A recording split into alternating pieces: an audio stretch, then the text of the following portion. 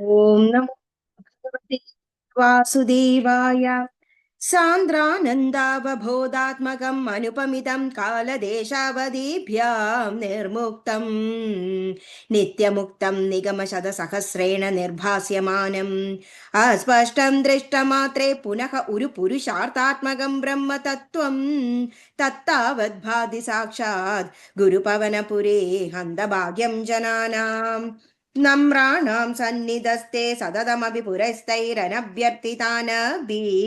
अर्थान् कामानजस्रं विदरसि परमानन्दसान्द्रां गतिं च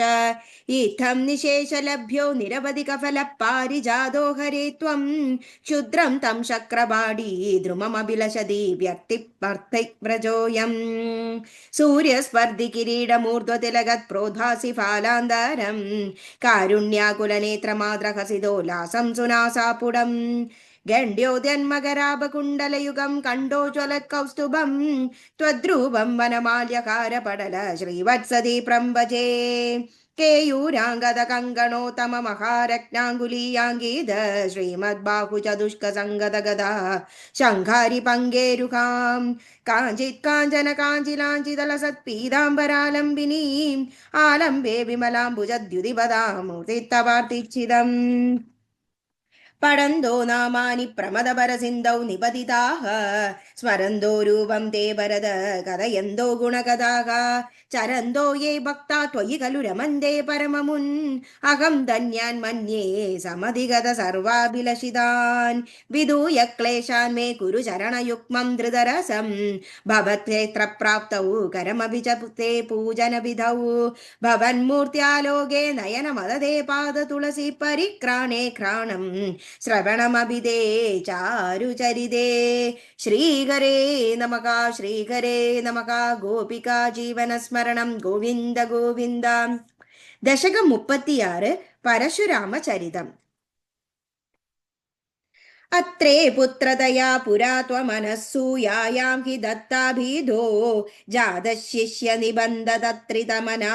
स्वस्थश्चरन् कान्दयाम् दृष्टो भक्ततमेन केकयमहीपालेन तस्मै वरान् अष्टैश्वर्यमुखान् प्रदाय ददिद स्वेनैव चान्देवधम्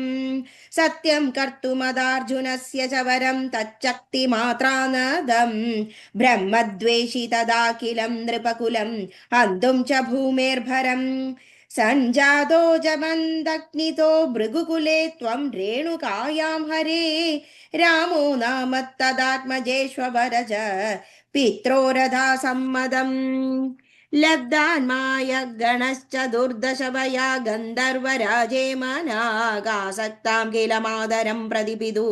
क्रोधाकुलस्याज्ञयां तादाज्ञातिकसोदरैः सममिमां चित्वा दशान्तात् पितुः तेषां जीवनयोगमापितवरं मादा च ते दाद्वरान् पित्रा मातृमुदेस्तवा हृदवियद्धेनोर्निजादाश्रमात् प्रस्थायादभृगोर्गिरा हिमगिरौ आराध्य गौरीपतिं लब्ध्वा तत्परशुं तदुक्तदनुजच्छेदी महास्त्रादिकं प्राप्तो मित्रमदाकृतव्रणमुनिं प्राप्यागमस्वाश्रमम् आकेडोपगतोऽर्जुनः सुरगविः सम्प्राप्तसम्बद्धनैः त्वत्पित्रा परिपूजितपुरगतो दुर्मन्त्रिवाजा पुनः गाङ्क्रेतुं सजीवं न्ययुङ्क्ते कुदिया तेनाभिरुद्धन्मुनि प्राणक्षेपः सन्दोष गोहद चमु चक्रेण वत्सो हृतः शुक्रो जीविततादवाक्यचलित क्रोधोदसख्या समं बिभ्रद्यादमहोदरोपनिहितं चावं कुठारं शरान् आरूढः सकवाहयन्द्रकरदं माहिष्मदीमाविशन् वाग्भिर्वत्समदाशु शिक्षितिपदौ सम्भ्रास्तुदा सङ्गरम् पुत्राणामयुधेन सप्तदशभिश्चाहौ शौहिणीभिर्महा सेनानीभिरनेक मित्रनिवहै व्याजमृदायोधनः सद्यस्त्वक्तकुडारबाणविदलन् निःशेषसैन्योत्करो भीतिप्रद्रुतनष्टशिष्टतनय त्वामापदद्धेहयः लीलावारिद नर्मदा जलबलङ्गेश गर्वापः श्रीमद्बाहुसहस्रमुक्तभिः शस्त्रास्त्रं निरुन्दन्नमुं चक्रे त्वय्यद वैष्णवेऽपि विफले पद्बुद्ध्वां हरिं त्वां मुदा ध्यायन्दं चिद सर्वदोषमवधि सोगात् परं ते पदं भूयो मर्षिदहेहयात्मजगणैः तादेहदे रेणुकामाज्ञानां हृदयं निरीक्ष्य बहुशो घोरां प्रतिज्ञां वहन् ध्यानानीदरदायुधस्त्वमकृदा विप्रदृहक्षत्रियान् दिक्चक्रेषु कुडारयन् विशिगयन् निक्षत्रियां मेदिनीं तादो जीवनकृन्द्रपालककुलं त्रिसप्तकृत्वोजयन् सन्दर्प्यादसमं दपञ्चकमहारक्तप्रहृदौखे पितॄन् यज्ञेक्ष्मामभिकाश्यपादिषु दिशन् साल्वेन युध्यन् पुनः कृष्णो मुं निहनिष्यतीति शमिदो युद्धात् कुमारैर्भवान् न्यस्यास्त्राणि महेन्द्र भूभृदि तपस्त्वन्वन् पुनर्जज्जिदाम् गोकर्णावधि सागरेण धरणीं दृष्ट्वार्तिदस्तापसैः ध्याते श्वासधृदानलास्त्र चकितं सिन्धुं सृवक्षेपणात् उत्सार्यो धृतकेरलो भृगुपदे